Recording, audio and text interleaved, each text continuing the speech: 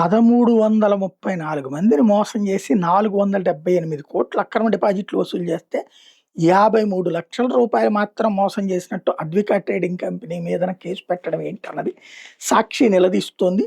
డిపాజిట్ల సేకరణ కేసుని ఎన్టీఆర్ పోలీస్ కమిషనరేట్కే ఎందుకు పరిమితం చేశారు, ఇది వాస్తవంగా 6-7 జిల్లాల్లో ఉంది కదా అన్నటువంటి పాయింట్ రైజ్ చేసుకొచ్చింది. ఉమ్మడి కృష్ణా, ఉమ్మడి పశ్చిమ గోదావరి, ఉమ్మడి తూర్పు గోదావరి జిల్లాల్లో కూడా బాధితులు ఉన్నారు. ఎఫ్ఐఆర్ మాత్రం ఒక్క చోటనే ఎందుకు పెట్టారు, విజయవాడ పోలీసుల దగ్గరికి అందరూ వచ్చి తాము మోసపోయినట్టు గోడు వెళ్ళబోసుకుంటున్నారు కదా.